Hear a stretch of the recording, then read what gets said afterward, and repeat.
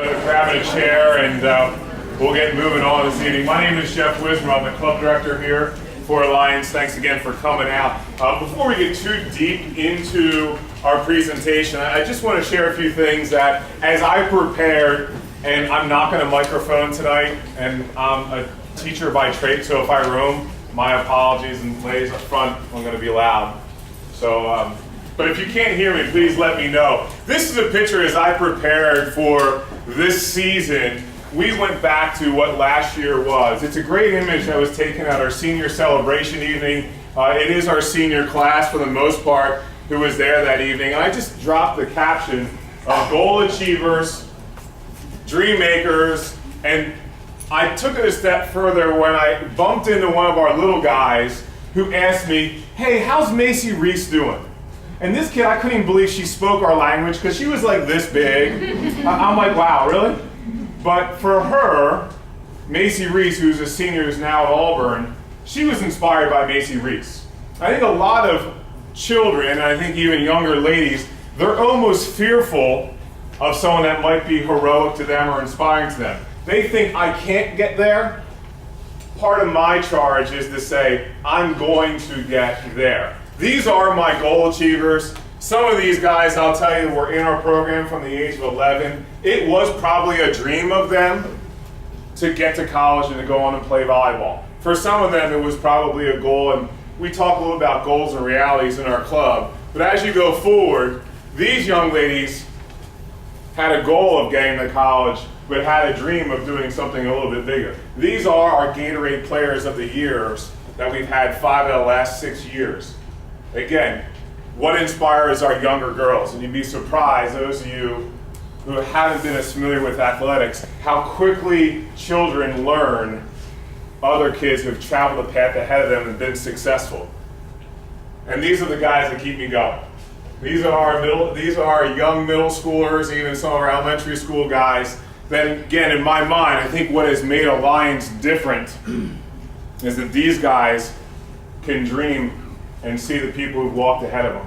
They can dream to say, maybe, could be possible, but I'm gonna get to my guy, Jordan. Because I never let our kids forget about Jordan got cut, the greatest basketball player of all time, lost his dream. He lost his goal. As I jump back into the picture above, in that image, there's a 14-5s kid from our club who became a 15-3s, who became a 16-1s, who's now playing collegiately. I will assure you that at 15-3s, she said, my dream of being a college player went away. But my goal of being a better volleyball player did not. And she worked herself back to making her dream her reality. These are the things that keep me going as someone who's jumping into not an IT career, but moving from a former college coach into youth sports. This is a part of what fuels me in my job, and I am one of those people, I love what I do. I'm very thankful for who I work with. I enjoy every day getting up and working. After being a college coach for 10 years and a special ed teacher for 8 years, I didn't feel that way. I feel fortunate to do what I do now as the director of Alliance. So again, our young guys. Tonight, what our main goals are is, I want to be able to at least explain who Alliance is. We want to talk a little about what we learned from last year. But the meat of what I want to discuss tonight is really my challenge to our community and my coaching staff and my administrative staff, which is grow the game, teach and train. If you are going to select Alliance as your club, you will hear these phrases all year long. Grow the game, teach and train. We're going to spend a lot of time discussing those 3 themes this evening, and then lastly talking about you as a parent, how to stay connected, and some questions as we move forward. I'll let you go ahead and read the mission statement. Alliance, we're entering our 6th year of existence. This mission statement has not shifted a great deal, nor will it in the future, in terms of what we stand for and what we're about. We'll move through it somewhat quickly. You can jump on our website and read a little bit more. Our club vision, I do want to just highlight specifically again some words that we talk about in our club. Inspire, compel, challenge, some language that isn't there that's important for you to understand. Our job is to position your daughters in spots where they can be comfortable and competitive. Two words that mean a lot. If your daughter cannot be comfortable in a scenario that we put them in, we can never ask them to be competitive. Do I want them to be satisfied in their comfort? No. But they need to feel safe. They need to know what the expectations are prior to us feeling like they can be competitive in the environment that we put them in. But again, items that we just want to share a little bit of who we are in terms of what our outlook is and our vision for our club. Who are we actually physically? Again, I'm Jeff Wisman. I'm the club director for Alliance. Maybe we'll just bring some hands up for a moment just to connect names and faces. Carolyn Earp, if you can raise your hand. She is our club administrator. Ann Mullins is our satellite coordinator. Ben O'Day is our new staff member. Abby Masters, Abby, hide in the back. Good. John Blair, JB, where you at? JB, he didn't get the memo. Staff on one side. That's fine. Peter Leinert, our programming manager, and Jake Peace, who oversees our Little Diggers program, who is not here. A little bit about me. Again, I may have mentioned I was a special education teacher and burned myself out in that occupation. And my wife said, well, Jeff, what else are you good at? Well, volleyball. I played it a lot. I like to teach. It seemed to make sense to jump into the college world. I never, talk about dreams, I never dreamed I'd be running a club. It's not something I aspire to do. It wasn't something in my roadmap. But I'm so thankful for the experiences that I've had across the country that although during the time I was taking on these experiences, never really realized why. And my wife continued to tell me, why are we doing this? And we had to have some faith and hope that there was a reason for it. And I think it really was to get me to this point. Those of you that know me know my dad passed away last year. And I think that kind of even helped me go even further to realize some of my greatest experiences with my father came through youth sports. That's going to make me a better director this year, because now as I try and figure out what can I take from my dad's passing and from those times, I think more about you.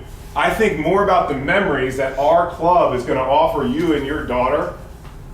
That makes me a better director this year than last year, no doubt, because my fondest memories of my father and I were chucking that baseball for Little League. My dad yelling at me with the blocking sled, kick the soccer ball, all those things, and that shared time that happened through youth sports is going to be more compelling for me as I do a better job to service you all this year.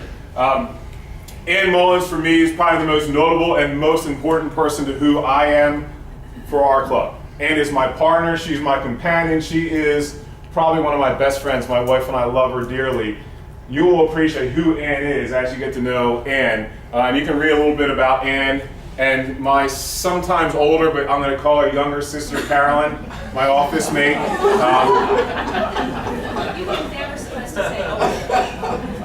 Every once in a while, I got to keep her straight. But Carolyn, really invaluable resource for us in that she wears so many hats for our club. Our club would not exist without Carolyn.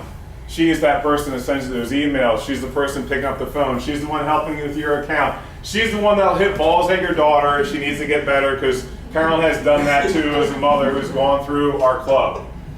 Again, something I think is very unique to us. Carol doesn't have a daughter anymore in our club. I think she enjoys her job. I think she enjoys the camaraderie. I think she enjoys what our community is doing and wants to be a part of something special. So again, two special people for us. John Blair jumped on with us last year. John reads pretty well, as you can tell, but more importantly, John's heart is bigger than his resume is. When you sit down and get to know John and know at his seasoned lifetime that he's coming back to volleyball in our club, it's a great resource for our club to have. And Peter Leinert, this is going to be interesting. So if you've watched the TV show True Detective, has anyone ever watched that show? My wife and I got hooked. It's a little crude, but I watch it and I think about Peter, and this is why. It's a detective that has a little bit of a different way to think about things. And there's these images of this guy in a dark room with all these strings and cables and pictures and lines and articles. That's Peter. Peter's got 86 coaches He's got 5,000 hours of programming. He's got 150 parents emailing. He's got fall leave, and he's trying to line up all these things. Peter is on the threshold of pushing Alliance to another level in how we serve our community. Not just our club members, but our community at large.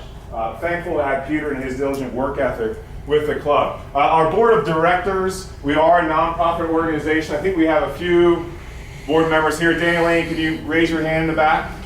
And Marcia Thompson, we just had Marcia. She just stepped out. Later in the evening, John Briggs, our board president, will speak a little bit about some of the nonprofit elements to our club. But again, great for me to be able to have a board of advisors that hold me accountable for what we're doing and why we're doing it. Our board is eclectic in terms of what they've done professionally, as well as why they're with our club. This year, a few categories which I'm kind of calling Alliance Unparalleled. You can see just a little bit of where we're trying to grow our club. Four main categories is how we educate our coaches, the continuity of our training, some of our programs and new leadership, as well as our travel schedule. So tonight, as we talk about the Grow the Game, Teach and Train theme, you will see more about how this plays out as we move forward. But I do want to highlight a few things that I think is going to set us apart even more, and Ben O'Day is going to be one of those people that I'll introduce you to tonight, as well as what we're going to do with coach education. I've been around club volleyball for 23 seasons, 18 years. I've done guys and girls. This is going to be the biggest endeavor I've seen a club put into educating their coaches, which at the end of the day increases the value of this experience for your daughters. I want to be very straightforward. Coaching is a profession, okay? Our coaches, we compensate our coaches very fairly in market value, but our coaches do more than most coaches that I've seen in terms of their time in our gym, their investment back to you, and we're going to continue to drive them. Basically, if they don't buy in, they're out. And that sounds a little harsh, maybe that's the Philadelphia coming out of me. But I was brought up that I work as hard as I can all the time, and I don't know any better, and that's going to be the satisfaction of our job, and I have that expectations for our coaches. So please hear me that my job is to serve you. My job is to encourage our coaches and to have professional, responsible people to work with your daughters. They will get more continuing education this year than they know what to do with. So, end of every year, we go ahead and we put out a parent survey. And the survey at the end of the year, the results of that survey, that paves the course for our club to decide what are we doing right. But maybe more importantly, this is what steers me. Where do we need to get better? I'm not worried about that. That's a moment. That's a pat in the back for a brief second. We figured some things out. This is what drives and steers me to how we want to proceed in making our club the best youth sports program in our area. So you can read a little bit about what we did well, but we will talk tonight about how we're going to address training the complete athlete, how we are going to improve our tryout evaluation, the offer process, how we will continue to grow, how we train our kids in a synergetic way as they move forward. My IT guy, there's got to be someone in the room who can help me with that. How our kids can move through and have some more continuity in our training from season to season, from coach to coach. And then you as customers of our club told us we need to be more supervised on the court. We need more staffing down at the training level. So we were taking those steps to address that, and we'll go over that this evening. So again, meat of our talk tonight is grow the game. Starting for us, growing the game is knowing A-Game is the best facility in the Mid-South, no doubt. I never saw anything like A-Game before when I got here. And our relationship with A-Game is as close as it's ever been. We are about a 6,000 hour tenant. 6,000 hours. And that does not include a lot of things that happen with lessons and other pieces. That is practice time, that is training time. We are as tight to A-Game as we've ever been, and we're fortunate to be there. We're going to capitalize on Nashville as really, in my mind, a world-renowned city. Some of the things we're going to do, better events this year, more quality events, a national event. One of the governing bodies called JVA, Junior Volleyball Association, approached us and said, Jeff, we wanted you to get involved. Well, of course, me. Well, what are you going to give back to us? Well, we got some good things back. We're excited about it. Again, as we grow the game, we will have a continued focus on our youth programs. This year, we're adding a few layers of teams under the age of 12, 11, and 10. Peter will do a pretty good job again this year with some optional programming and some significant staff additions, all pieces that will drive the growth process for our club. So if you've noticed, anyone doesn't know Tim Miller, this is Tim stretching out. Sorry, Tim's not here. But again, as a college coach, I appreciate A-game more and more and more as we continue to move through serving more athletes. And athletes whose careers maybe go beyond high school and into college, playing surface parents matter. It matters a great deal. Your daughter, it is a game of verticality. Even if she's a DS, she's still going to be moving up and down. Wood floor means a lot. I'm not going to get into the science of it, but the surface you play on and the safety of what's around you means a great deal as you go forward. So we appreciate A-Game. As I said, our relationship with A-Game continues to grow. A-Game will look more like a volleyball facility than it ever has. And that is a very intentional move from A-Game as well as from us. So we're happy to have A-Game. We're going to capitalize on A-Game a little bit more this year, in that we're going to host 4 events that Alliance will run exclusively ran by Alliance. A-Game will run 8 events this year that they will run. We will run 4. The AAU event that we've had the last 4 years, I think last year got to about 135 teams spanning about 9 states. That will continue, but this year I'm most excited about, we are partnering with the Junior Volleyball Association for their endorsed President's Day national event here in Nashville. We've also partnered with Team Indiana, which is the most prominent club program in Indianapolis, that this will become a national event. We already have teams from New York, Alabama, Georgia, Kentucky, potentially a California team and a Pennsylvania team coming to our venue for President's Day for 3 days. If you haven't realized, Nashville is a great place to go, especially in February. Those of you that maybe traveled with me to Chicago last year will say that wasn't a great place to be. Some of you, one year that traveled to Las Vegas for President's Day and your daughter's eyes were wide open, that wasn't the greatest place to be. Some of you maybe traveled to St. Louis and said, sorry Ben, a St. Louis native, what do I do here for 3 days? These are all conversations that other families are saying as they look for a recruitable event President's Day. Nashville becomes a comfortable home for them for 3 days, and college coaches love this city as well. So we're excited about, our target range is somewhere in the area of 160 teams here for a 3-day event. Parents, eventually I'm moving towards, as we talk about fees and your investment in time and money, I'm going to encourage you to think about the net investment in our club. With us invested in the South and saying now, what's a little different, we're not going to the North to play volleyball. We're saying to those Northerners, come to us to play volleyball now. And that's a very dynamic shift, because traditionally years ago, Southern programs said we've got to go north to find good volleyball. That's not the case so much anymore. We're asking them to come to us, and that's just going to be part of how we're going to grow the game. The other major investment we've made this year is we will be a paramount part of the Southern Power League, which is a league of clubs you can see listed there that will compete. It's basically, in layman's terms, we're creating a conference. We're creating, you can say, the SEC here, that we're going to guarantee 4 dates on each other's schedules that we're going to play against each other. You can see the 2 of the dates that we've selected that will be Nashville stops, and 2 of the dates will be in Birmingham. Part of what I appreciate about the Power League, some of you that are a little bit more worldly in the club range will know when you play it in a local event here in Nashville, you may not get a lot of great volleyball. The Power League allows us to have matched competition. So what is so crucial in the Power League is the way you play. If you are a stronger team, you will find the stronger teams on the second weekend of play.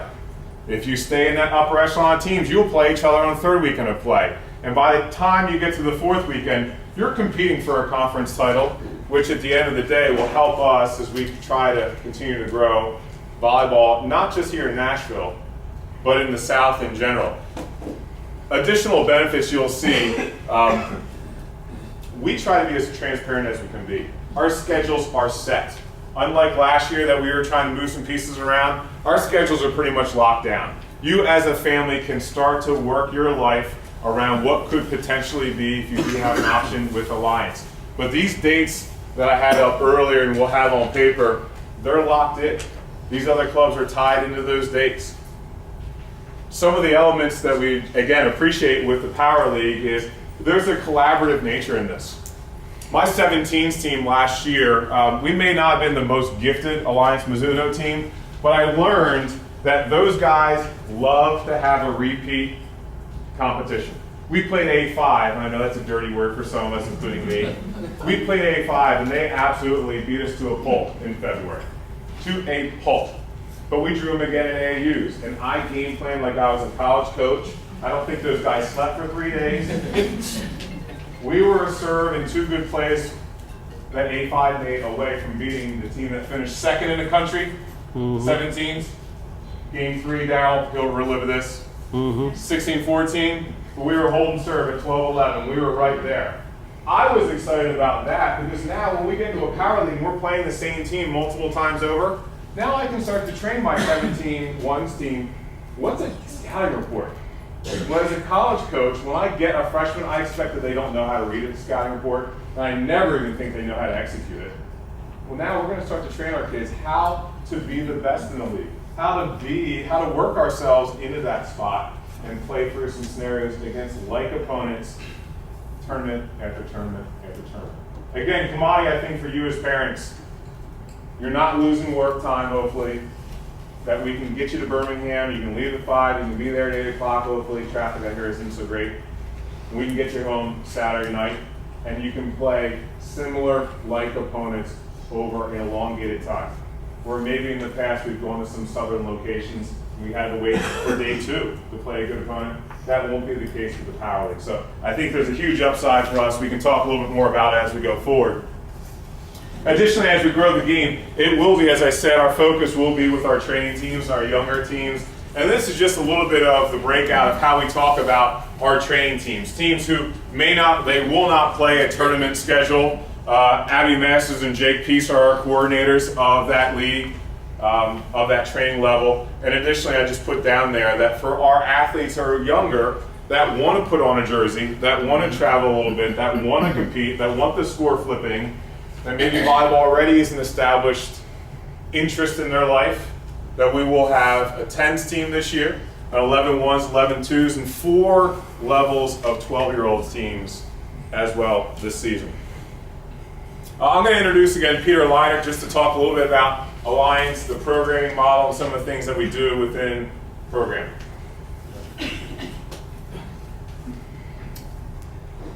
So one of the things that I really took on for a task for this year in particular, looking specifically at my role directing our fall league, is, okay, so your kid has maybe played volleyball in PE or had some, limited exposure to the game, and now they're really excited and they're looking for a place to play. How do I get on a team? How do I get involved? And so it's really been my charge for this year is to, terminology that I've been using is getting them into the pipeline. Okay, and I think that, hey, if you're a 3rd grader that's going to be participating in the fall league this year for the first time, and it's your first experience, maybe on a team, or maybe involved in, a somewhat, competitive environment with a sport. Okay, we just want to give you the best volleyball experience that we can possibly give you, and give you an opportunity, or give your child an opportunity to decide, hey, this is something that I really enjoy, okay, and I maybe want to invest a little bit more time in further down the road. Or, hey, I just like it as a recreational sport. I like coming to practice once a week for 90 minutes. I like playing for 90 minutes on Saturday. Then our fall league that we'll have coming up starting in mid-October is a great opportunity for you. Our winter league, which will start up in January, is a great opportunity for you as well. And then just some of the other stuff that I do programming-wise throughout the year, our academies, our clinic model, lesson packages. Those of you that have been with the club before sort of kind of know what that's all about. again, basically just a little bit of a background about how my position came to be was a couple years ago when Jeff and Carolyn and Ann sat down and we kind of looked at all the data from that survey. One of the things that you guys had said in those surveys was, hey, we want more opportunities to train. And so from that, from that response from all of you was, well, hey, we need somebody to come in and be able to form other opportunities for you guys to play just outside of club practices. So again, that's what we're going to do again this year through our academies, our clinics, our lesson packages, and then during the summer as well, we're going to be hopefully a little bit more involved with camps located at A-Game this summer. But we were at, Jeff, I think it was 13 different high schools. Correct. This summer doing satellite camps involved with different. So again, this isn't something where hey, you're with Alliance and then you go back to your school season and we forget about you. We still want to be coming into your gym. We still want to be working with you. And again, it's just been my charge and my goal to get more of you in the pipeline, give you more opportunities to play, and hopefully this year provide you with just the most high quality experience that you can get, again, if you're looking for something beyond your club practices. Thanks, Pete. Let me just kind of break this down again the way it's played out. Our clinics and our leagues are community-based. Anyone can come and be a part of it. Exclusively, one of the benefits of being an Alliance is that you can be involved in our academies. And the model of the academy is it's a small group training, it's 5 kids. But the angle for it is that it's a lower cost. I think here we charge $25 for an hour with 5 other players. But we bring in our top coaches to run that. So maybe I'm on a 13-4s team, but I want to be a setter. Now, I can't get Abby Messer, who works with setters with the Olympic pipeline kids. She's not going to be my coach at 13 regionals, but I can get Abby 4 times a month in December through an academy. For our regional teams, they've really appreciated the academies because now at a regional level, you're getting 2 practices a week. And now I can opt in to do whatever I want to get a 3rd night of volleyball. Where those of you who are on a Swiftwick, Moulton, Mizuno team, I'm telling you, here are your 3 nights of volleyball, and it's team practice. The regional level team, to me, has a great benefit that if they want a 3rd night, they can choose the theme and when based upon Peter's program. To me, it's probably the biggest commodity that we have done for our regional teams is to add that. No less, obviously, some of our athletes who are maybe trying to get primed for the college hunt, they want some more touches. Instead of spending money for a lesson, they get in a group scenario at a high level of training, and a good camaraderie develops within our club. So that's the academy model. We also run some lesson packages during the year. And then finally, typically in the summertime, we run satellite camps. We run camps over at A-Game as well, which is community-based back again. I want to introduce Abby just really briefly. If you didn't see who Abby is, you'll see more of Abby. She'll be serving as our operation manager. What does that mean? We don't fully know. What that means is that Abby is an unbelievable resource for us with a different outlook from volleyball from a different part of the country. Abby is someone who is a worker. She's jumped in to help with registration, with hotels, with tournament planning, with uniforms this year, with training, with pretty much whatever I ask her to do and her husband allows her to do. For us, it's just me, maybe going back to a Kennedy type reference, it's me getting the best and the brightest people I can to serve with our club and serve you. And then Ben O'Day. Ben is someone who wasn't the best and brightest here in Nashville, but we stole him from St. Louis. Ben's a good friend of mine who we trained against for years. And what stuck out to me with Ben is his kids always looked different. Spandex weren't fair for them. When they put them on, their thighs wanted to rip out of them in a female way. These weren't, fullbacks in football. These were kids who had a confidence because of how they looked and because how hard they worked. And trust me, Alliance teams know Ben's teams because they played harder and faster and more physical volleyball. And that team that was kind of signature for Ben didn't have anyone over 5'11" on it. No. And taught some of our big guys a little bit about volleyball. And getting to know Ben, we've asked about what that process looked like, and I spent some time getting to know schools that come and play for us, but I got a chance to get to know those parents and to get their lessons that they learned from their time with Ben. Ben is here as our technical director, but the biggest contribution he will bring our club is our performance program, which we'll talk about a little bit as we go forward in the future. So step 2 for us this season is teach.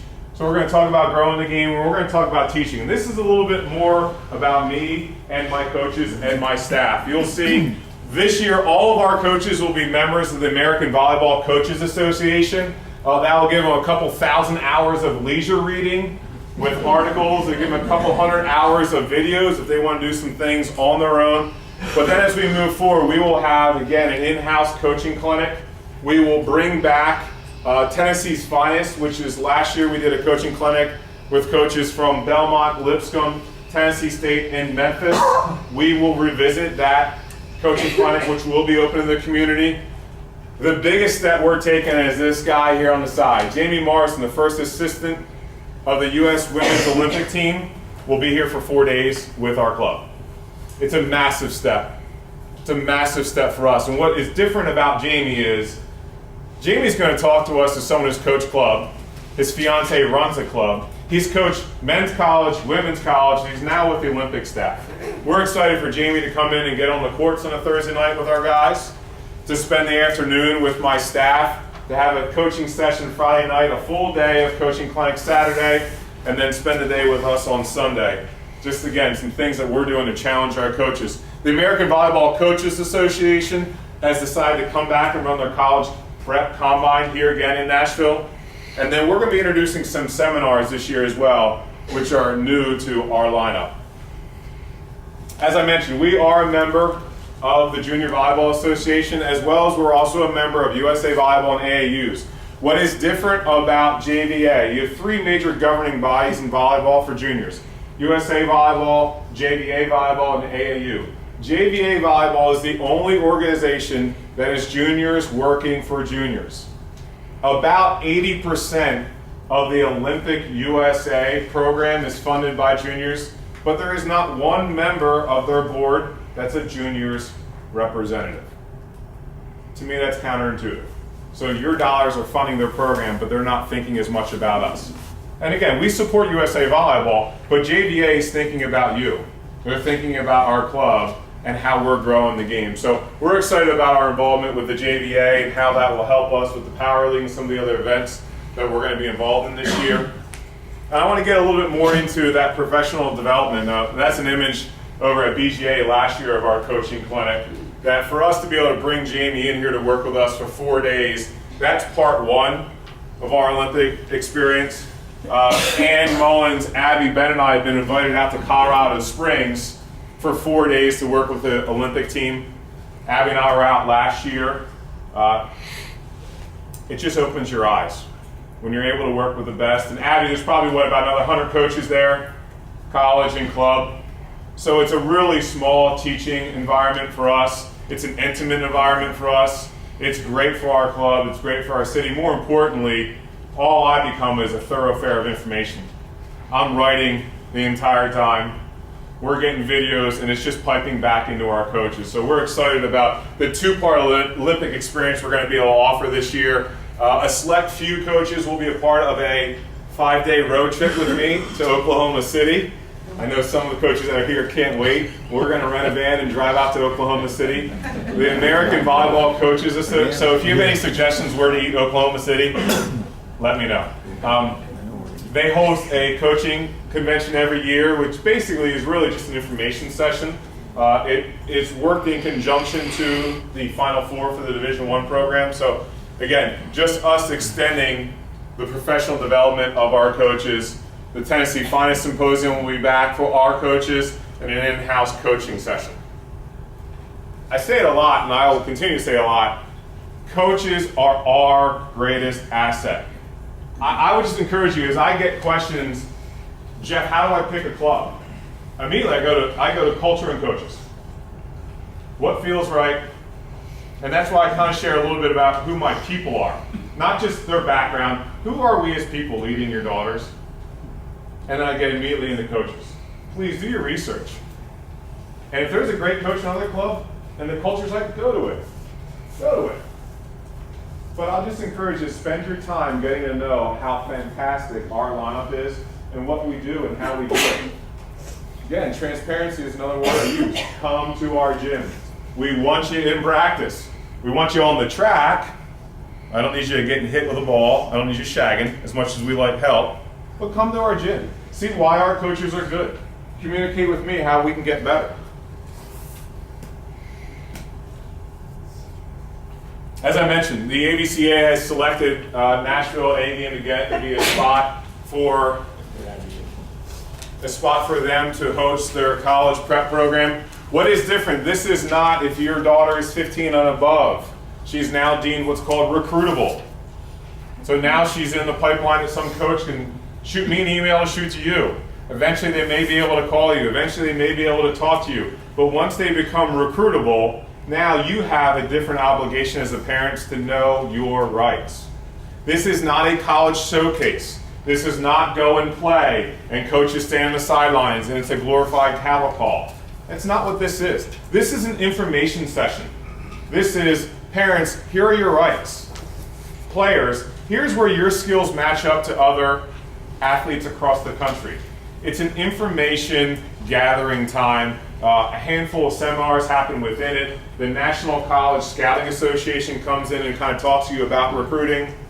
The president of the ABCA, Kathy DeVeers, will be in, and she just talks to the athletes. There is a personality test that's given for the athletes.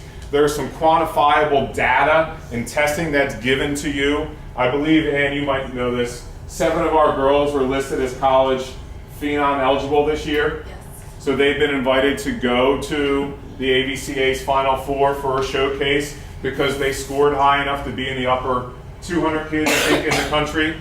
So it's a commodity, I think, that we're fortunate to have. We appreciate the scope of the ABCA, that they've decided to come back to us. It will be an event that'll happen before our AAU event, and the date is March the 13th. This year we're going to incorporate, again, as we talk about developing our coaches, I want you moms and dads to understand what a first strike kill is. I want you to know when the referee beckons for serve, hey, what's he doing? Why is he pointing at my kid? We want to give you some more information so you can feel like you can have a healthy conversation with your daughter. But additionally, we want to empower you some information from our professionals, how to take care of your daughter's body, how to feed your daughter the right way, how to go through the recruiting process. And obviously the ABCA is a great resource for you, but we have some internal resources that we think are pretty impressive as well. And we'll talk a little bit about Ashley Campbell, who is a representative Star Physical Therapy as we go forward as well. And this is kind of Ashley's bio. Ashley is someone who was probably the unknown person for us for years. She was over at Star running the clinic in A-Game. Star Physical Therapy has a location there. And Ashley finally one day came over and said, Jeff, I want to get involved.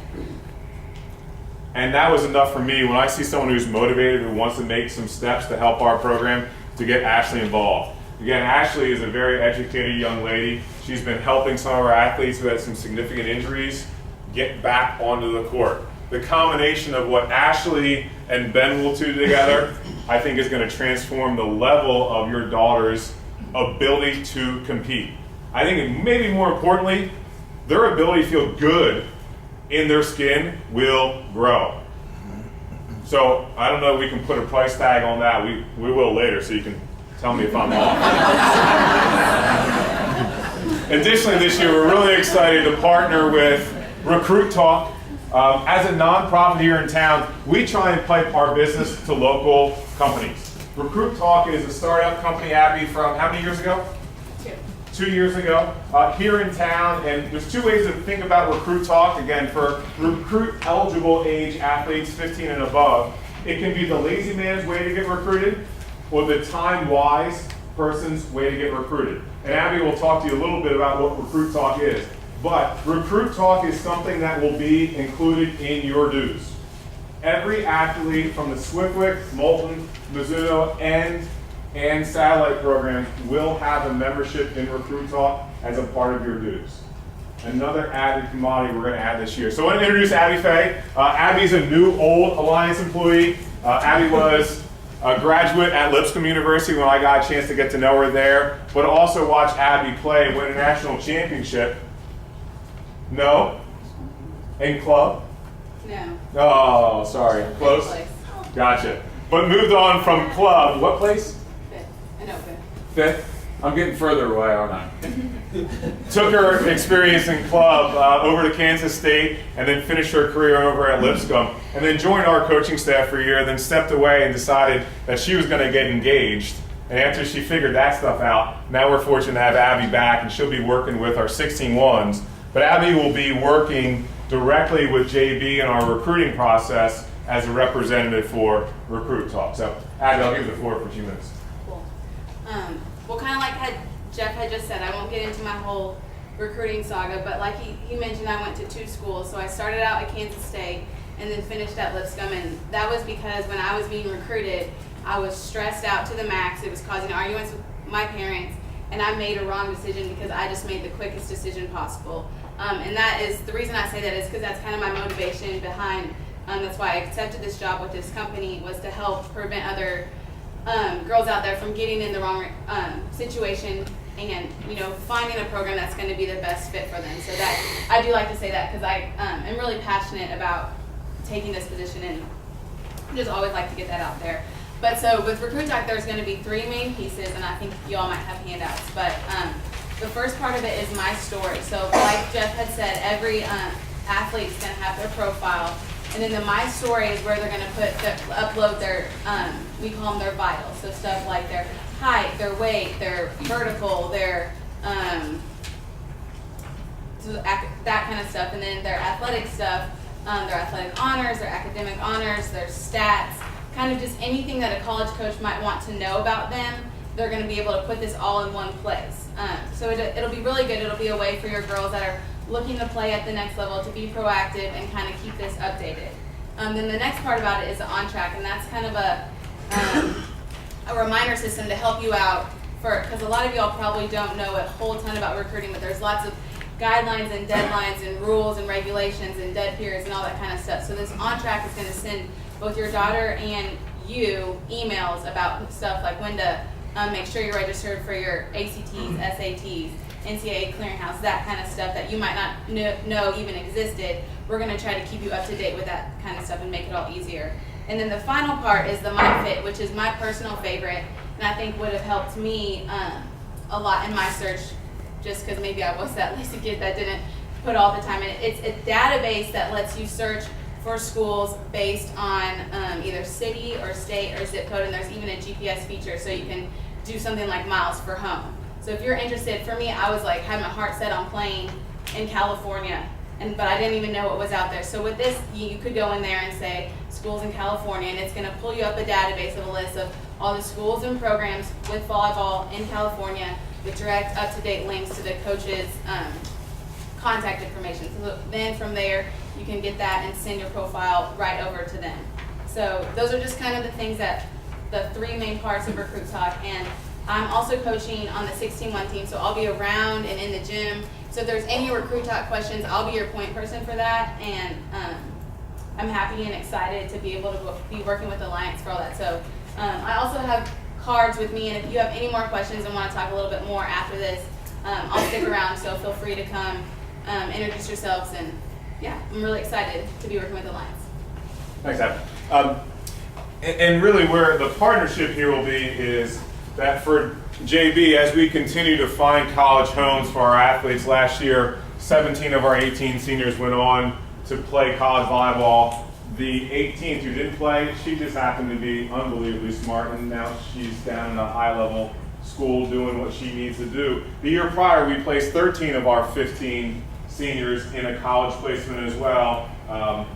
So as we continue to grow our product and make, again, dreams come true and goals happen, JB starts to get spread. So JB and Abby will be working together, Abby from the spot of timing and logistics. What I really enjoyed, Abby, is I got to learn a little bit more about Recruit Talk, is how automated it is. That Abby, we're gonna get some immediate, like, hey, I'm Janie, I'm a freshman, and there might be an email that comes to you, at your freshman year, you should have done this by now.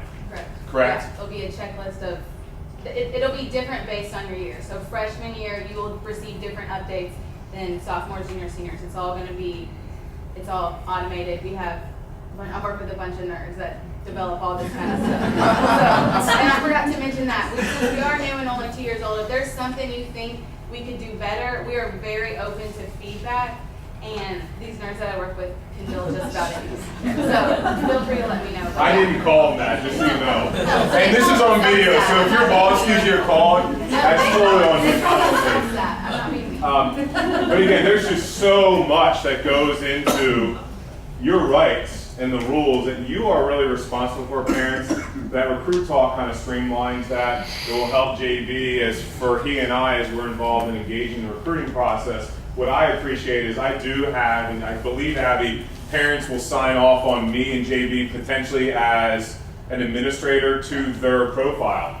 So if you're upset when it's your junior year and you don't have a lot of traffic, I'm going to probably jump on your profile, and I believe it's coded red, yellow, and green light. So if I jump on it and it's red, it's basically telling me you've had no action, you haven't submitted anything to your story, you haven't updated your profile. Recruiting is a shared journey owned by parents that we walk with you and we facilitate. Recruit Talk is going to give you the logistical demands that you need to walk through. JV and I and your coaches are making phone calls, we're networking, we're giving you some guidance as to where the level of play that might fit your daughter is. It's your job to figure out her values. It's your job, and we help to make sure that we find the right fit for her in terms of city scope, location, environment, size. These are all pieces that we think Recruit Talk just helps that formula look a little bit more crisp. That we can help with the volleyball, you can help us with the values and the goals, Recruit Talk can help us with the timing. So we're excited to have Abby and the Recruit Talk folks with us this year. Abby, maybe one of your bosses can come and take care of my IT issue here. And then last piece, which is again the meat of where we are this year, is train. So we're going to grow the game, we're going to train, we're going to teach our coaches, and then we want to train. And the whole athlete is crucial for us. It's been a challenge for me, I've been here for 5 years, to see our athletes walk out of the gym, our older athletes at 9:45 at night. And I'm as culpable to that as anything, because traditionally our athletes that are older practice 7:30 to 9:30. And I challenge our coaches, get 2 hours and 20 minutes of training in 2 hours, which means move faster, be better at how we enter balls, teach our kids our drills, get more in there. And then I get greedy. And then 9:30 becomes 9:35. That's this guy. And then I want to talk for a while. So 9:35 becomes 9:40. That's this guy, that's those guys. And then your daughters, they like to talk a lot too. Right? So now it's 9:50, and they're getting in the car to go home, and they pull in, it's 11 o'clock, right? And they're trying to be successful student athletes, but they're all wired from practice. And before you know it, you're waking up at midnight, and your daughter's still doing work. We're going to talk a little bit about how we're going to train the whole athlete from that standpoint. Additionally, with the add-on of the Alliance Performance Program, Ben will give you a breakdown of what that's going to look like this year, how the effects of that will be for our practice schedules. And please, I want to make sure that I'm clear. The preface to this is student athlete. That we're looking at your daughters like they have a name and they do something beyond volleyball. There's something else there. We're 2 hours of their life, a couple days a week maybe for 5 months, maybe for 7 months. So some of your daughters, maybe it's going to be for 12 months. For some girls, you know, we're part of their maturation program for 4 years, maybe 6 years. Maybe it's every month we're apart for 4 to 6 years. It's a big commitment. We want to make sure you understand we know what's going on in their lives to some degree. I don't want to know everything that's going on. Social media is scary. And then lastly, as we train, our coaching staff will talk about, and then our developmental team, what that is, where we're going to go with that. But I do, at this point, want to introduce Ben. And before I introduce him, this is just some of where I am. And I think this is crucial for us, is for all you parents to know the resources that we have available. And that may not even just be people. It just might be how we're going to go about doing what we do with the club. That as we thought about training the whole athlete, being upfront with when we're going to give your daughters time off. that as we try to work through our tournament schedule, our goal was to keep 2 tournaments a month for our teams the best we could.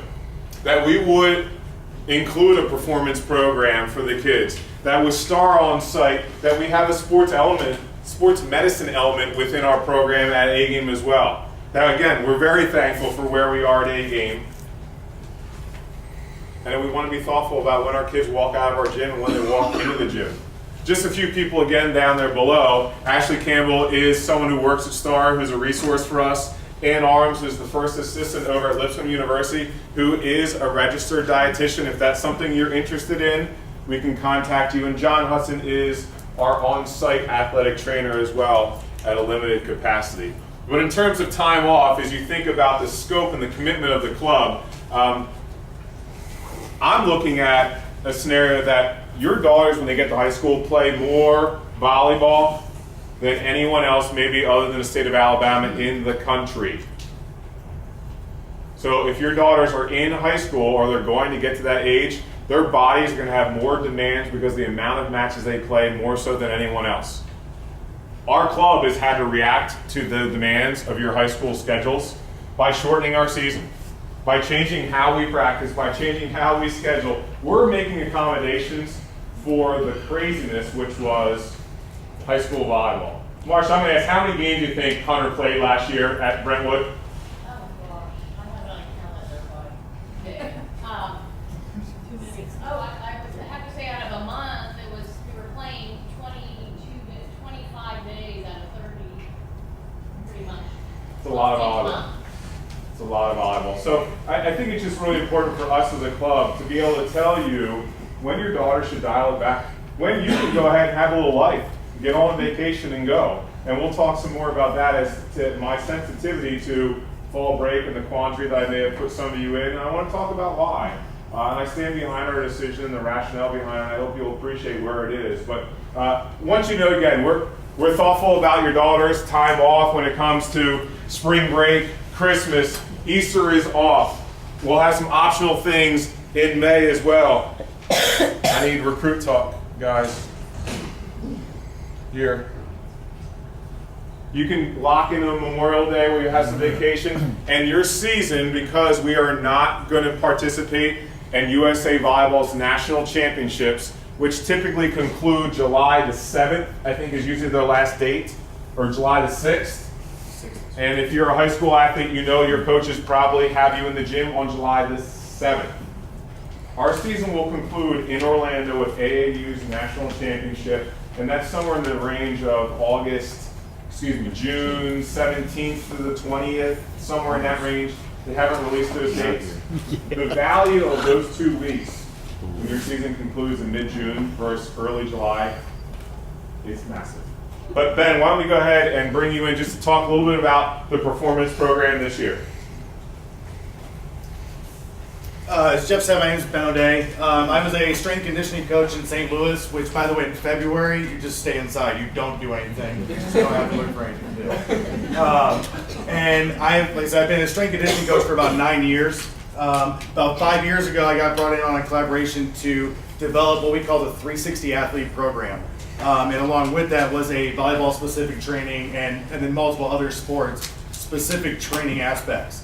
And then we had a club component to that, which is what we're really, I believe we want to bring down, or I want to bring down to Nashville and bring to Alliance this year. And it's a kind of a 3-phase part. There is an introduction, then there is actual strength, the introduction to the strength component. Okay? There's a prevention, and then there's a movement component. Okay? The big part about this is we train the kids how to pass. We train them how to set. We train them how to hit. But how do we train them to get from point A to point B? We expect them to be able to just do those things naturally. And what I have found with my teams, even though Jeff made them sound like Incredible Hulks, they still did look feminine, but they were able to. They were faster than other teams. So we were able to move better than some of the other teams. Therefore, we were able to beat some of the other teams, especially ones we were equal to when it came to individual talent. So the movement phase of it, we want to actually bring it out and train them on the proper movement. I brought down a couple of terms that I like to use, power pads, things like that, to really get the girls to understand how to move their bodies. Okay, speed and agility, coordination training. If we teach them how to use their bodies and where their hands actually end at, you still have some of those kids that are, they're very long. They think their elbow is right where their hand's at, and then they figure out this is where my hand is quicker. They can improve much faster than what they are. So, and then we have the introduction to the introduction phase. We do not come out and you're not going to have to worry about me spotting your daughters each and every single week, both days that they're doing training. We don't do a lot of heavy Olympic lifts. It is body weight, resistance bands. We might use some medicine balls. We actually use a volleyball inside the training. Okay, but those are mainly the weights that we'd be using. It's their own body weight or something with a medicine ball. And you're looking at a weight of 4 pounds at the most. When we teach them the proper technique. But it's just to give them that introduction to this is what strength training is. Now, if they want to, or if there are players that might want to do more, and if there are, we have no problem talking to them and helping them decide what's the best place for them to do that at and how often for them to do that. But we do want to give everybody that introduction into what strength training can really do for your game. Excuse me, trying to do what I just said already. The introduction, movement. Oh, and then I'm sorry, injury prevention. And surprised I forgot that one. That is my biggest thing that I want to be able to do with this. I heard about one of the teams last year that had a lot of kids with ACL injuries. Coaching volleyball now for almost 14 years, especially on the club side, I have seen injury after injury of kids that just either don't take care of their bodies or their bodies just get beat up and wore down. So injury prevention is the other aspect that we're doing with this, and myself and Ashley from Star are pairing on, just trying to help out with, like I said, it's prevention on the ACL. We do a lot of shoulder girdle exercises, strengthening their shoulders. If your daughter's a hitter, you know that she takes a lot of swings. She might go to a practice and swing it 100 balls in a night. Then she might go to a tournament and swing it even more. So then we also teach them a lot of self-myofascial release. Those who know what it is basically the trigger points in your body. You get trigger points, you have your muscles that tighten up. We teach them how to kind of break that up and loosen it up. So that way, as Jeff said, when they walk around, they just feel better. They're not walking around sore all the time. They're not constantly tired either. And then you do get some of the positive sides of it that they're going to be in good shape, and they are going to feel better about themselves. And then we as a club get to take care or get the benefit of they play harder, they play faster, they're stronger, they're more powerful than other teams. And then it goes back into recruiting that now maybe they wouldn't get noticed if they are 5'11", or they're 5'10". I currently have a player right now that she is 5'10". I think they list her at 5'11", who is now at the University of Oregon and is one of the setters there. And one of the things that they really liked about her is that she was faster, she was stronger, and she was more powerful than a lot of other setters that they were looking at. And in this performance training program, or the chance to win, what we want to bring, there are those 3 major aspects. It is that introduction to strength conditioning. It is teaching them how to properly move, and then the final aspect of the injury prevention. So, that is what, yeah. Quick question, is this, if your child makes a team, this is a part of what they'll be doing throughout the week, or is this a separate program that you can join? No, this is, and that's another thing. I don't want them, they do a lot as it is. Sure, between school, volleyball, friends, family, we don't want them to do more. We just want to teach them how to do more with what they already have. And that's how we push it is they'll be coming in and it'll be on days that they're practicing so that they don't have to come in on another day. Now, there are some players, I can tell you, that they might want to do training on an extra day. And like I said, those players that want to get additional training on top of this, if you expect that we're going to increase your verticals, 6 to 8 inches, it's not going to happen. We're not going to see that great of a measurable increase. But we might see you get a little bit faster. We are going to see you get stronger. We are going to see you jump higher. But if you're looking for something more than that, and you want to really increase those things, and you do want to increase your power output, then there are other ways to get it, and there are other aspects. I mean, there's plenty. I think there's a couple companies down here in St. Louis, or I'm sorry, down here in Nashville. You have that as an offer as well. Yeah, and I'll just kind of speak to that again. The goal here is that Ben's program, working with Ashley, will be integrated as a part of a team experience under our roof. So your training will happen either if you're a Swiftwick, Moulton, or Mizuno member at Franklin. This will be a part of your training regimen. It will either happen pre-practice or post-practice, and then actually I'll trust them as professionals to decide who and what can happen at 5:30 to 6:30 before a 6 o'clock practice, which we're moving into and we'll talk a little bit about. But we want your kids to have a catch-all scenario that can come to a game, practice, train, and be out in 2.5 hours. That's the goal. This is an hour week. Ben's not going to turn, as he said, he's not going to get your kid 4 more inches on her vertical. He's probably going to make her safer. She's going to be a little bit more thoughtful on how to be safe when I land, when I jump, when I move. You will now have an opportunity to work with Ashley Campbell, who's going to talk a little bit more about proprioception and all those words that my head kind of swings a little bit when they talk about it. But immediately, our coaches have gotten better with Ben here because his title is technical director. We're not talking about him as a strength coach. He's not a performance coach.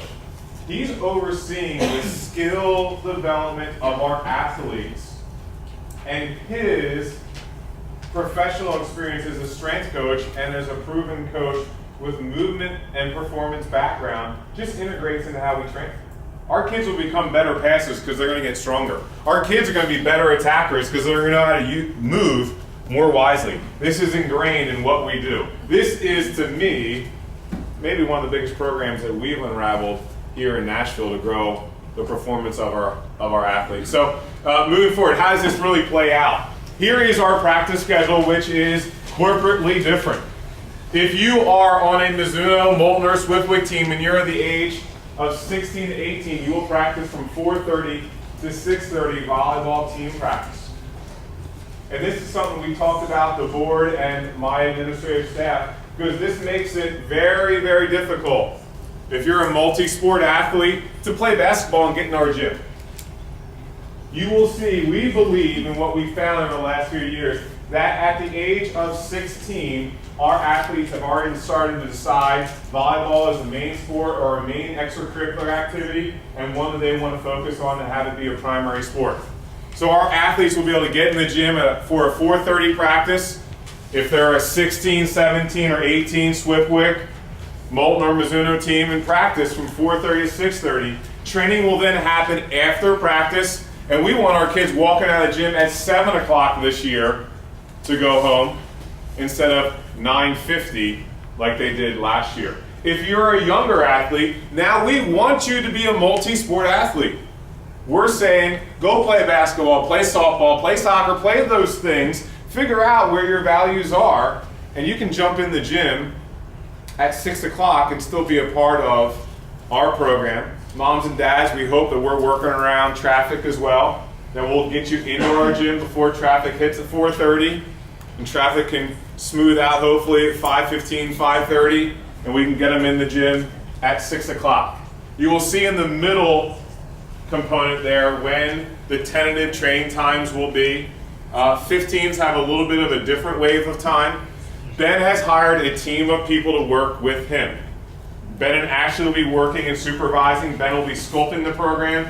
Ashley will be the performance coach, helping Ben to run the program, and we've hired one other performance-based coach as well. So this is not going to be Ben and 50 kids. This is going to be Ben and 25 kids doing station work. Very similar that if you go into a collegiate gym, you're going to see a strength coach, one of them, with 5 different stations for over 18 kids, and he'll teach what each station is, and the kids will go ahead and execute that. I'm encouraging our coaches to stay or to come early to support what happens just from the supervision standpoint and for our coaches to learn a little bit more. We're excited about this. We're excited about the scenario that your daughters will be just for their general growth. For our regional and local teams, one of the things that we received from the surveys was, and I mentioned to you earlier, we want more supervision, we want more staff involvement, and that typically came from our regional coaches. For me now, I can have my regional teams in the gym at similar times. It is very challenging when you're running a group training session and you have an athlete who's projected to go to Alabama and an athlete who's just trying to make their JV team to do a group training. When I have like age and like ability athletes, it's so much easier for us to train and do some more things collectively to grow the club. So our regional athletes will be in the gym Wednesday evenings. Our regional athletes will have more of a traditional practice schedule in that our younger teams will practice from 5:30 to 7:30. Our older teams will practice from 7:30 to 9:30. That's midweek. Sundays we do our best to set our schedules, but as I mentioned earlier, A-Game will host 12 volleyball events. So we will work around those volleyball events on Sundays for your practices. As Ben kind of hinted to, he will have some optional times for athletes who want to do more. Or maybe they just want to get in and build a bottom baseline. For our regional kids, Ben will have some programming options for them to get more involved as well. But the performance program will not be a part of the regional package. So coaching staff, I mentioned earlier, greatest asset we have.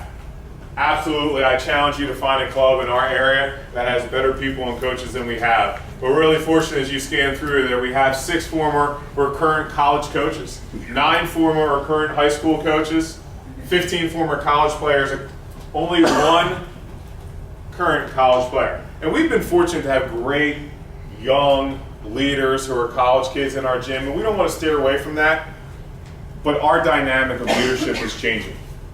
So we've moved beyond having the need to have a college kid in our gym. We'll bring them in as a support staff. They'll work tryouts for us. They may be involved in some clinics and camps, but you won't see those athletes right now focus their attention on coaching. Their attention will be in college. So really happy with where we are in terms of just the collective group that we have. And you'll see a pretty dynamic shift in coaching experience below the age of 14. It's where we're putting our investment in. Coaches 15 through 18, again, 6 are current or former college coaches, 9 former high school coaches, 17 former college players. We will not have a college college athlete who is coaching for Alliance in this age group this year. 2 of our coaches have international experience. Pretty good. I have 100 years of club coaching experience that I can draw upon. It makes for a very rowdy dinner when we're talking volleyball over at my house. I turned 40, and the amount of volleyball talk, my wife was like, okay, kick all the volleyball people out. This is your 40th birthday party, not a volleyball conversation about how to serve and pass. But that's our world. You know, we enjoy it. I enjoy being challenged by people who have a broad base of experience. My biggest regret that I had last year as a director was we came up with an idea, and we called it our developmental team. One of the things that really is true to my heart is I want to try and build a roadmap for you that you as a parent can expect when I come into the gym, what should I be looking for? So we clustered a group of coaches from every age group to create what I call the developmental team, and we sat down into a war room for hours to come up with what are the 10 things that an 11-year-old needs to learn. Now, what are the 12 things that a 12-year-old needs, and what's the 10 things the 14-year-old need, and move all the way up through 18s. It's something that we meet quarterly to do. I didn't realize that it was going to take us probably 4 hours to get through one age group last year. But healthy conflict, healthy conversation from 32 years of Division I coaching, years in California and USA coaching, years now from St. Louis, years from Philadelphia. All this blend of people together, making sure that something we put on paper for you as a parent makes sense. And we needed to spend more time to invest in it so we got it right. And this year we will get it right, we will get it out to you. My end goal is that you'll walk into practice with 10 things that you should walk away from in the club season. For me, selfishly, I'm going to put that in front of my coaches and say, here are the 10 things you need to teach your kids. And I'm going to evaluate our coaches off of those 10 items. We have, and our coaches love it, this is our playbook. A lot of information here. Every coach in our club gets the playbook. We've been trying to work through it. We try and train to it. We are not a club that says, I'm going to tell you everything you need to do about every skill. We are a club that's going to say, we're going to teach an arm swing a certain way, we're going to work you through it. We're a club that's going to tell you this is going to help you make your athletes more successful. But if you have a different way to give them success, as long as it's safe and it's efficient and they're going to grow, we're going to give you some autonomy because you're an experienced coach. Let's go ahead and move. But it is crucial for me, this is probably the biggest investment that I have in time this year, is to make this developmental team and our training curriculum a reality for this season. We are up to the age of 14, so we're halfway to where we need to be. So again, this will be something that will be printed. You will be able to put in your hands. You will then now be able to evaluate, is my coach doing what they're supposed to do? The members of our developmental team, you can see, represents all the different age groups. And this year we're going to add a parent representative as well. We want you to be involved in what you think should be getting trained. Maybe it isn't just volleyball we need to talk about. We need to incorporate some more things. And that's the insight I think a parent representative offers to our developmental team. So you can see those names, people that are willing to stand up to me. Maybe too much. I wish they'd comply a little bit more. But great conversation and an array of different experiences from our developmental team members. So again, that's kind of our philosophical approach to what we're doing this year. Grow the game, teach and train. Now we're moving into, I'm going to try and bang through this a little quickly here, is a little bit more about how we function as a club. I mentioned I'm a special education teacher, so diagrams mean a lot to me. And this diagram kind of dictates my hope, is that we have parents, players, and coaches working together for a successful experience. Part of that starts with you all as parents deciding when you want to be a part of Alliance, immediately you enhance your trust in us by signing on.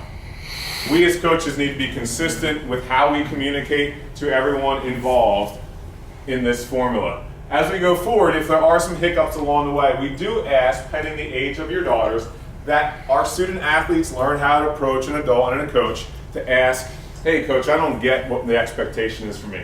Can you help me be more successful? If that conversation is had and there's no resolution or no understanding or maybe more conflict, now mom, dad, athlete meets with coach. And now we have a different sort of conversation, but one that's shared with the athlete there and the coach and the parent. If at that point we haven't had resolution, then I get involved. If we have to go beyond me, then our board of directors get involved. But understand, I share to our coaches, conflict is healthy. It's opportunity. We want you, again, I'll say it, we want you in the gym. I want you to learn the game. I want you to know what you're paying for. I want you to know the person behind the person. Our coaches don't need to, when we go to an event, go to every team dinner, but we suggest they go to one. They're not chaperones, but some of our coaches decide, hey, I want to go out to a movie with my kids. I want to be human. It's not me, but I want to spend a little time. But it's important for our coaches to be approachable so you can feel comfortable with them. What we talked about a lot last year and we'll continue to talk about is just this continual loop of information. And the loop starts with this evening for us, that we're going to be transparent with what we do and how we do it. It extends the tryouts when we start to make our offers, that I encourage our coaches, if we're able, that when we make a phone call to you and I make an offer to the 17-1s team, my offer may sound something like this. We'd like to make an offer to Jenny. Jenny, we think right now is the fourth best outside of the four that we're going to put on our team. If we played in an event tomorrow, Jenny would be the fourth outside, and two outsides play. Now, Jenny's job is to decide. She's got 8 weeks to prove me right or wrong, because this offer is for the here and now. When we get on a team, we have a dynamic on our team, and you train for 8 weeks. I could be wrong. You could be the best kid who didn't have a good tryout. You could be the best kid, and I was wrong. But we want you to be as informed as we can when we make an offer. That's why we're giving you your practice schedule, your tournament schedule, your dues. There's nothing hidden. You know what you're signing on for. Talk a little bit more about that when we get to the tryouts. Again, we encourage you, see what we're training in practice. Tournaments is the opportunity to see what we're investing in on the court. As we move into the midseason scenario, our teams will do a midseason player eval, and this year I'm going to host a summit with all the parent leaders. And Carolyn will talk a little bit about a parent leader later on, but I'm going to sit down with all the parent leaders in the club just to ask what's going on. Just to have a catch-all opportunity for what's happening with your team and where I can be more involved. And as we move through the season, you can see where we go, culminating in our coaches giving a postseason evaluation and you as parents giving me feedback through the parent survey. This is a sample of what an evaluation sheet should look like. We've been working through different evaluation sheets to find one that collectively can work for the entire club. I don't know if we're there yet, but it's something to that level with a spectrum that we can grade out, and you can have some direction as to how to improve your daughter as they go through. Handbook will be getting finished in the next couple of weeks, but points of emphasis again for us is parent involvement, some positive expectations. We do have a rule that's called the 24-hour rule that, to me, I'm not sure that I'm fully invested in. I'll be very frank. 24-hour rule basically says you as a parent, you have a problem with the coach, wait 24 hours before you speak to them. I'm not sure I agree with it. Because what I don't know that I want to do is have you jump in a car, drive home from Atlanta, and let this thing stew and grow. And now you go home and you talk to your husband, you talk to your wife, and you wake up the next morning and you haven't slept. And your coffee doesn't taste the same. And then you're going to talk to the coach. That's good. That worries me a little bit. That doesn't work for everybody. I've asked our coaches to be, again, comfortable with conflict, but focused on not being distracted. That if you just need to know, hey, she's not playing as much today, what's going on? Then maybe I need to say, hey, you realize she missed practice this week? I did. How'd that happen? You realize that I've asked her to perform this skill, and she's not working towards it. That's the problem. Now, you as a parent, I've asked that you would absorb that and get in your car and understand what's happening. Once that conversation becomes a distraction to our coach and them doing their job coaching the team, I've asked our coaches to say, hey, let's talk about it tomorrow. And that will be your cue as parents to decide, I have to create some space because I'm becoming a distraction. And my trust is that you're not going to talk to a coach if you know you could distract the progress of the team and your daughter. But I don't want that scenario that coffee doesn't taste as well the following morning because something small that you didn't know that we could debunk at that point in that moment. That's the 24-hour rule. It's not a hard and fast rule. I just will speak to shared playing time. And I use the phrase shared playing time. There is no equal playing time in our sport. There's no way. It's not a time sport. We don't know what rotation we're going to start in. Some of our coaches start in the same rotation. So there's one kid that always starts. She may not be the best kid. This isn't basketball. Maybe if it is basketball, if you know basketball, the six-man person that comes off the bench first, they may play more than the starters. The setter plays more, guys. It's just a different position. So we will not talk about equal playing time. For teams under the age of 13, we'll talk about shared playing time. I encourage our coaches to create a point system. The system I put into play is if your daughter plays on the court for all positions all the time, she gets 4 points. If she plays for the majority of the set, all positions, she gets 3 points. If she just plays front row or back row, she gets 2. If she just jumps on the court and serves or steps out, she gets 1. At the end of the day, you can figure out how many points did our team have in terms of playing time. It's really simple. Maybe that's something for you as a parent to think about if we're concerned about playing time. At 13s, I don't care about winning. I care about results, which is not winning. I care about if our 13-4s coach has been training serving, the result better be pretty good when we go and play. We better serve well. May not win points, but we better serve well. I won't talk about wins and losses under the age of 13. So don't waste your breath. Okay? It's just not a part of who I am. You know, and yeah, am I pleased that our 13-4s team was 55-8 last year? Yeah, that's pretty good. But they weren't 55-8 because they were thinking about results. They were thinking about serving the ball. They were thinking about digging. They were thinking about passing. The end result of all that was they won the game without the kids really realizing that winning was a byproduct to the training. So just be aware. At 14s, we shift gears a little bit more and we talk about competing, and the word winning comes into play at 2020. I expect our 14s to learn how to win a game at 2020. That's the progression as we go forward. That we believe if we're thinking about developing at 13 and unders, we can worry about winning as we get older. We'll get to that point. But I want to be pretty upfront with that scenario. I'm sure we'll deal with some questions as we go forward with that as well. So just getting into our team descriptions, Carolyn's going to hand you out a handout so you can see it in front of you so I can move through this. The handout is something for you to walk away with, with prices, team descriptions, what your membership offers you at Alliance. This year, the ones teams, anything that you see in these slides that are blue, they're add-ons this year. So the performance program is an add-on for anyone who's on a Mizuno ones team from the age of 12 to 18. All of our recruitable athletes will be a member of Recruit Talk. And I do want to speak to 11 players on our teams that are 15 to 18. Again, to remind you, your kids play more volleyball than anyone else. For us to be able to share the experience, get more kids training, it's healthier.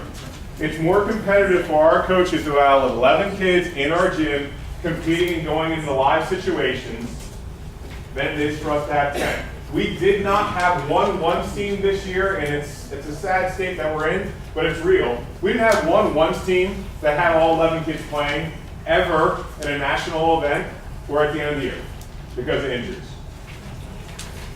So you'd be very surprised what it looks like when you get on a plane to fly to Houston and you only have 8 kids because of injury.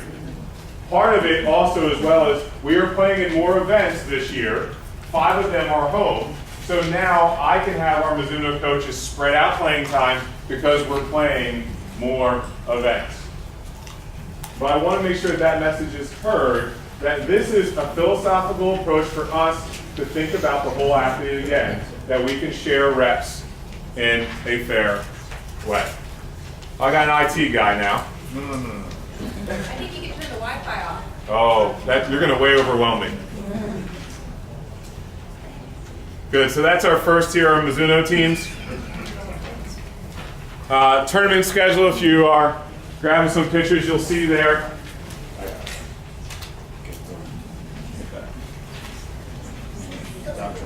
There you go. Good, where we are in terms of how we spread out, that our teams ages 14 through 18 will play in 12 events, 5 of which will be in A game. You'll see on the column to your left is our travel events. And this will be something that Karen will get up on the website here in the weeks to come as well. For our 12s, they'll play in 8 events. I believe 4 of them will be at home. Our 13s will play in 10 events, 5 of which will be at home. Our Molten teams are our second level teams. One is draw attention to our Molten teams based upon feedback, again, results we've gotten, are ready to have a full season. So our teams that are recruitable at the age of 15, believe it or not, sad again, but college coaches are recruiting 15-year-old kids. They're recruiting 13-year-old kids. That's our sport. But our 15s through 18s will play a full season starting in December, concluding in June. Again, what's in blue is what's a new add-on if you've been familiar with our club. They will practice 3 times a week. They will be a part of the performance and all those pieces. But maybe it's a little bit more valuable than chorus, or maybe it's more valuable than softball. But we're tracking our athletes that are on our 16-3s team into a college-type approach. The majority of our 18-2s at one point were 16-3s and 17-3s playing for Peter, who went on and received some sort of college sponsorship.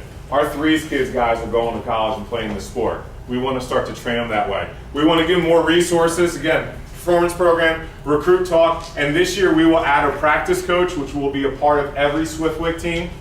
So there will not be just one coach as we've had in the past with Swiftwick. There will also be a practice coach who will be there ideally 2 times a week just to help either enter balls, train positionally. And you'll see, if you saw earlier in our slide, we already started to hire some of our practice coaches to support our Swiftwick team. Their schedule is in the making, but they will be involved from the age of 14 to 17. They will be involved in the Southern Power League. So this year, unlike years past, and unlike some of the other clubs, we're traveling to like places. A lot of our teams are traveling together, which I think is a great commodity for you as a parent as you're trying to balance shared travel, time, maybe your daughter's playing multiple teams. We're not going to send you to Atlanta and send you to Louisville on the same weekend. There's a pretty good chance this year, the percentages are, we're traveling to similar locations. Our regional teams are our 4th and below tier teams. They predominantly play at A game. Again, this year it's a little different as they will practice exclusively on Wednesdays and Sundays. my driving force will be, if you're a regional team member, we want to get you into practice Sunday afternoon. I know you may have to make some sacrifices into your values on Wednesday night and some of the things we'd all like to do on Wednesday. So I'd like to get you in the gym Sunday afternoon so you have some freedom for what you want to do in your Sunday evenings as well. So that's something that's in our formula as we move forward. That schedule is, I think, on the handout Carolyn gave you as well. Our packages, uniform packages, I'll just let you take a look at it. Again, items that are in blue are upgrades from where we were last year. So we want to be, again, as much as we can up front with where we are with fees and what you get for your investment. So fee breakdown, as I hinted to earlier, we rent over 5,000 hours of court space over at A-Game. It's a big investment that we make there. It's a big investment they made with us this year. That practice model is happening because A-Game is saying we're ready for A-Game to be a volleyball facility, a little bit more maybe than in the past. And some of the other smaller, you'd be surprised, the small sports. I just learned what futsal was last year. The baton twirlers that are going to nationals may not be happy with me because they're out of their normal gym time. Yeah, those are people that took our time, and now we're taking it back. So a lot of fees go into practice time. You can see our coach costs, your registration, your membership fees, tournament entry, postseason entry, tournament gifts. Your performance package is included in your dues. So the only elements of this which you control that maybe you don't know right now is your travel costs, food costs, lodging, and if you do want to be a part of the recruiting combine, it's there. Big picture for me is we started to piece this together. I have a few families who tracked every penny they spent last year in club. And they're fair enough to give me, and one of those families are here, give me literally, I think, every penny. And that's how I think. I'm not thinking about the front end dues. You'll learn if you're a new club parent, that's nothing. I'm sorry to say, there's no other way for me to say it. The travel costs are what gets you. So the earlier we can get you your schedule, the more responsible we can be with whether we're jumping on a plane and why, the more thoughtful I can be that maybe, you know what, let's do a bus trip to Chicago or Myrtle Beach in June. Yeah. It could be a team bonding thing for our kids. Moms and dads, you don't have to drive, or if you want to jump on a plane and dish them, I'll babysit them on a bus. It'll be a lot of this. That's what it'll look like. But we want to be thoughtful about, again, time outside the court. I get it. I understand the investment that we make financially, time, emotion, trying to be sensitive to all of that. But I would just caution you, just be thoughtful of the collective cost as you think about these experiences. We're excited about having people come to us. We're excited at what that's going to do in terms of the cost for you to sleep in your own bed, not worry about travel. They're going to come to us this year, hopefully, to play us instead of us going to them. But we have some great national events here that are in driving distance that we haven't explored in the past. So that's a breakdown for us in fees. Tryouts, probably all again have received information related to tryouts. This year we have decided to make a move with our ages of 10 to 14 to go as early as we're able to go from the region. And the region said we're allowed to start our tryouts on October the 11th, which is a Saturday, and we were conscious that this was fall break time. We have some limitations in terms of when we're able to access our gyms, but more importantly, I thought about a scenario that I've seen too many years here at Alliance. And I'm sure it's not just at Alliance, but that kid, I'll just get Janie. Janie comes to tryouts, she's got a great first night. But Janie's like, all right, I gotta go try out another club. And you should try out another club. I gotta jump in the car after my tryout, run to another tryout. Hopefully I get there, I come there a little bit late, I'm already nervous. Whew. I have another great tryout at that club. I go back to Alliance, the second night, gosh, it's not so good. I know maybe I'm not a ones kid, I'm not maybe a twos kid, but I'd like to make the threes, that's my goal. But I know the fours coach is really good, and I can learn something about the game from that fours coach. But I know I'm gonna have to wait some time until it gets to threes and fours at Alliance.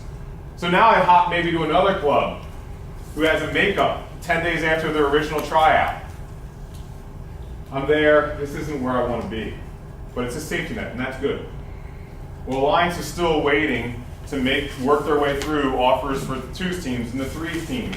And maybe in the meantime, some other kids have jumped into all these other tryouts. Before you know it, it's madness. And the amount of crying parents, and that's kind of awful for me to say, but really upset parents who call, going, Jeff, where are we in the process? Well, we're in our 2nd teams. And I think all the clubs are in these situations. And part of it is just how tryouts stack up on the same weekend. I believe it's really important for you to get out and go to other tryouts. But I also believe it's really important for me to think about that girl whose dream is to make our 3s team, but who's willing to make our 4s team, who may wait until the middle of November so all of our clubs can get themselves together and on track to figure out who's going to really have a 13-3s North. Maybe that 13-3s team that she got an offer from, that girl's going, I may have to take that because 4s isn't available. That may not happen. My point is, we're thinking about our entire age groups. I'm sensitive to, I'm sure I put a tough spot for some of you who had some fall break plans. And this is the year that I just felt like we needed to take some action to think about our kids, who some of them wait 5 weeks. And if you as a parent jump into that parent's shoes to know, I'm sure, what it's like to talk to your daughter and be positive with her when you're waiting that long, I mean, it's hard for me to say we're waiting on other offers. The other end of this is I would just encourage you, we're intentionally giving you as much information as we can. So when I do make that call to the 13-1s, I'm not going to press you to make an acceptance offer, but I am going to press you to do your homework up front. Because when we call you and say, we'd like to make a 1s offer to you, are you comfortable this evening telling us and giving us our word that you want to accept this spot? I hope you can at least say, you know what, I want to talk to this person or that person, give me a day, let me get back to you. Give me 2 days, let me get back to you. We built into our tryout model for ages 10 to 14 a makeup date. We're not worried about how many times they walk in our gym. We're worried about how good are they when they walk into our gym. So if they walk in for 1 makeup tryout, I hope it's their best night. I'll be frank. I hope it's their best night. But you as a family have to decide where your values are for what you want to do with your daughters. But I hope you can respect where we are thinking about the process and those girls that wait for weeks for their offers to happen. I hope as we make offers to our top half teams of all ages, that our families have done their research on our coaches, on our club, and the schedule, and the fees, so we can have an interactive conversation when we call and make an offer. We're not going to call and hurry you and press you, but we're going to call with some urgency because we're thinking about the 4s kid. We're thinking about the kid who just loves the game and wants to get into our club. So my hope is you understand we're giving you family time back. I'm encouraged that next year, if this is a positive for our club, that I can get back to you guys in June and say, we've already booked some times with A game, we're going to hold time.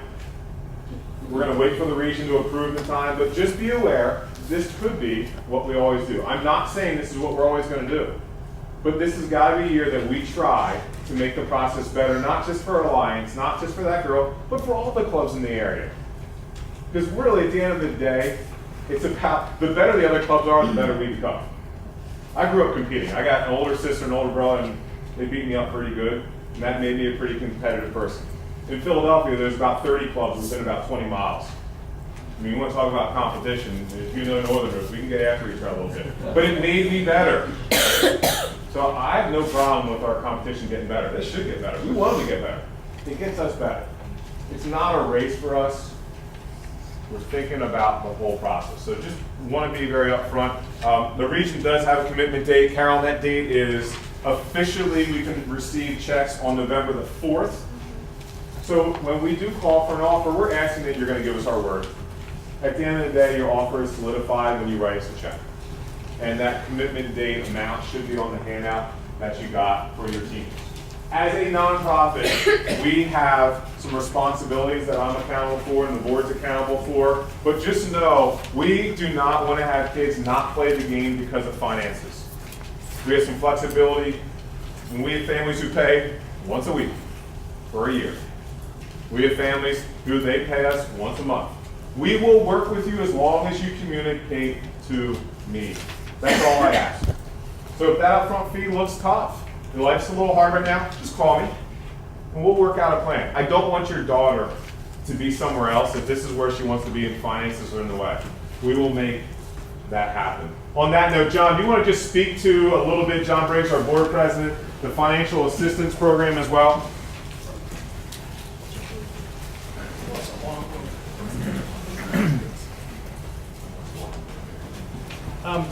Alliance has for years tried to support families that need the help financially, right? So we have an application process that we go through.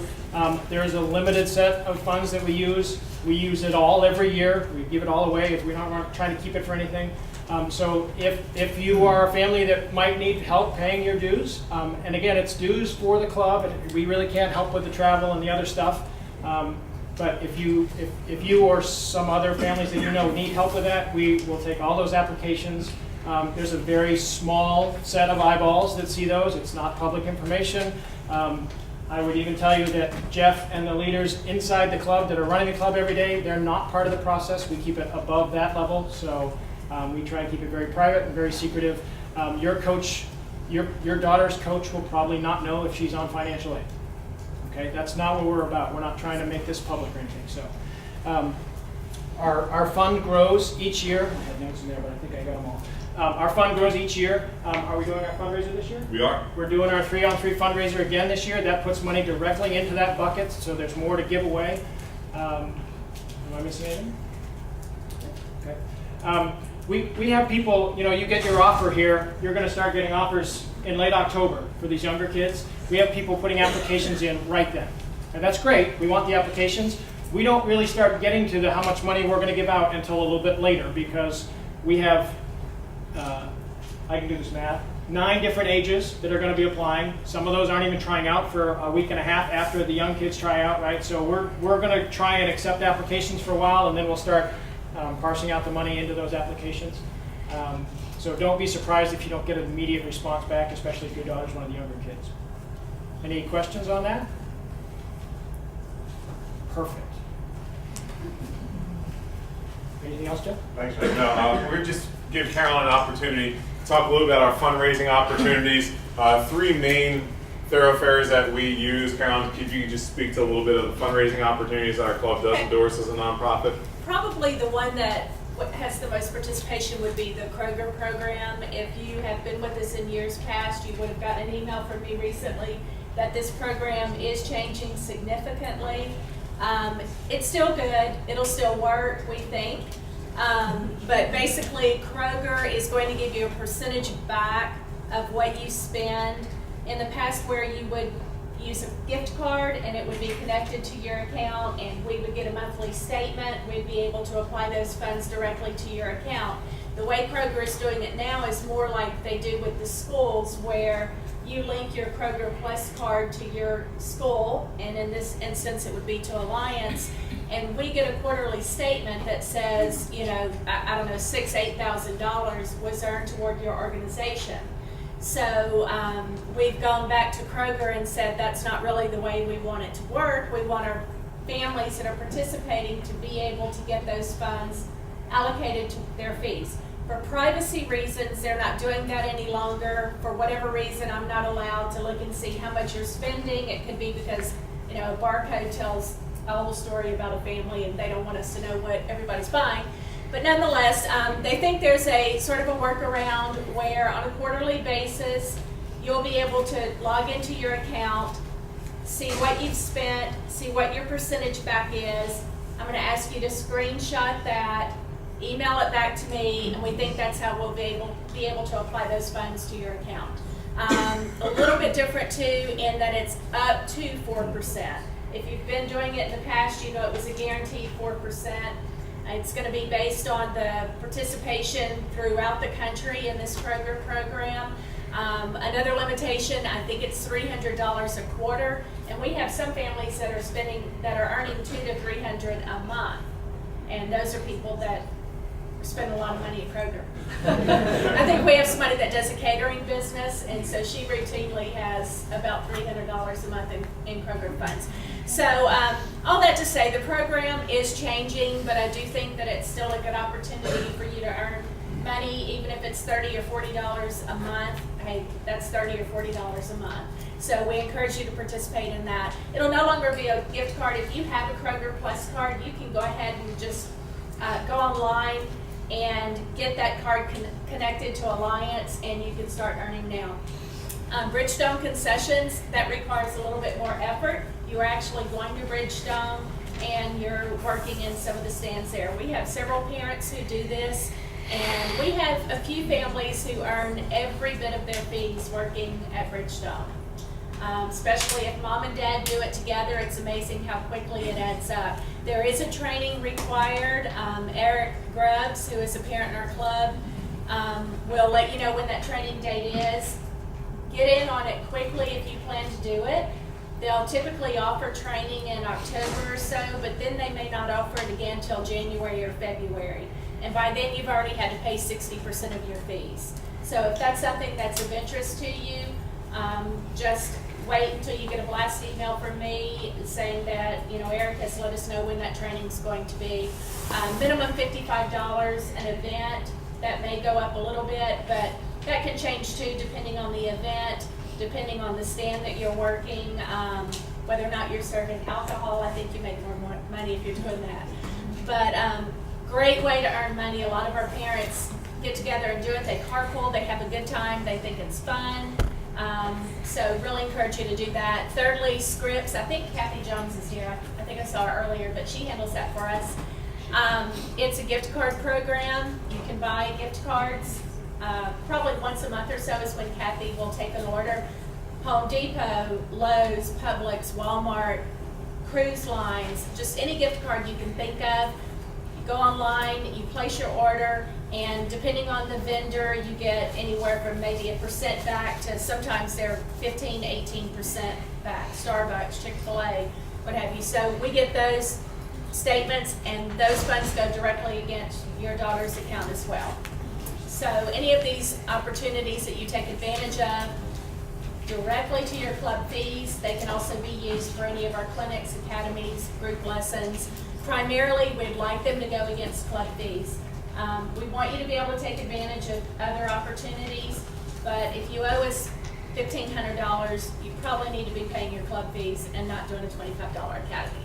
But anyway, the 3 people that we've got up here, I think we're still going to do it for the coming season. So their email addresses are on the website. If you have any questions about any of them, you can let me know as well. Okay, I'm impressed for our high school and middle school kids. You just had a college classroom 90-minute teaching session you just sat through. So for our younger guys, that's your college life if you chose to take it. You just had it. We'll open up the floor for 10 minutes just for some communal questions. If you do feel more comfortable, I will stay around and answer some questions one-on-one. Ben will be here if you have some questions about the performance program. Peter is here, Abby will be here, JB's here for recruiting. But if there's some general questions, we'll set aside about 10 minutes here and see if maybe we can share some time. I can help clear up any questions you may have. Yes, ma'am. The tryout dates, it's, you've got day 1 with session 1, session 2, and day 2. Do they go to day 1, both sessions, and day 2, both sessions? Yeah, and this year, that's a great question.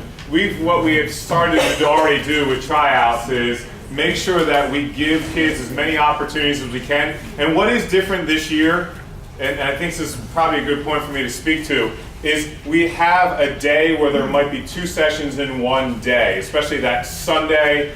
And we targeted age groups that are traditionally big. 13s, 14s, 15s, and 16s are large age groups. That you will have a session in the afternoon and then a 2-hour time of break. You as a parent need to decide what can I do at that point to either encourage my daughter, comfort my daughter, or challenge my daughter. So later on when she comes back to the gym, she's ready to perform. During that window of time, we're also going to offer some seminars for you as families. Ashley wants to put on something. JB, we're trying to line up JB's schedule. So that window of time, we're putting it there for our athletes who have a bad hour and 40 session and instead of going home and sleeping on it for 3 days, that they can come right back in the gym and recover. Recovery is a big personal element to our development of our kids. How do I get over something that's bad? So we specifically targeted that within our tryout process. And so if you can get to every session, that's great. If you can only get to one, then we're going to really hope that she shows us the best that she can have at that point. Did I answer your question? Thank you. Other questions? Yes, Amber. Do the positional tryouts happen simultaneously or back to back? They are going to happen simultaneously, and that's a great question. For us, as we talk about positions, we talk about the 5-tool player more than positions. We talk about a kid who can serve and pass, a kid who can defend, a kid who can attack, and a kid who can block. We're not talking about the kid who's a setter, who maybe does these other things. You got to be a volleyball player. So as we get into breaking kids down positionally, the bottom line is they got to be a volleyball player, they got to be a learner, they got to be someone who wants to be athletic or who's already athletic and is ready to demonstrate a little bit of tomminess to perform under a tryout scenario. Our club talks about performing and not playing. Playing is recreational, performing is competitive. Our 13s play, it's fun. We want our 14s and up to perform. We're rehearsing in practice to perform. So yeah, they're going to have to maybe make some decisions at a tryout that the setters are going, the DSs are going, but with 3 different sessions, it's comfortable for an athlete to say, my skills led me to be a DS, but when I jump back to the next session, I'm going to go with the setters and set a team. We're not going to tell a kid they can't go somewhere. We may have a coach during a tryout, and our coaches who evaluate just evaluate. We hire college kids to basically enter balls. That's what we do. We invest a lot of money for a kid down the road to hit balls all day long. And at $20 a pop, they don't mind being there for 8 hours, hitting balls in all day long. So my coaches don't have to do it. We can literally evaluate. The other positive byproduct of that break of time between sessions is now I can gather my coaches and say, what do we need to see more of in the second session? Where are we at? No, at the end of every trial, we basically have a sit down and we talk about where we are as a group and how we want to evaluate. So, that answer your question? Yes, ma'am. You played in a satellite location last year. Can you speak a little bit more about the coaches for the satellite locations as well? And do you want to address Yeah, that? I was gonna say, if you wanna come and ask me afterwards, I'll just stick around for a minute. If that's good with you. And you have some dates you're working on with the satellites? Yes, they're all parent getting meetings. updated on the website right now, and we're working on our coaching staffs almost every single day, so. More questions? Well, again, I appreciate your patience. A lot of information. I mean, something that my staff and I and the board, we're passionate about. We think it's important that we get you as much information up front as we can, so I appreciate your patience. If you do have some questions, we will stay and be a part of it. So thanks again for carving out time for us tonight.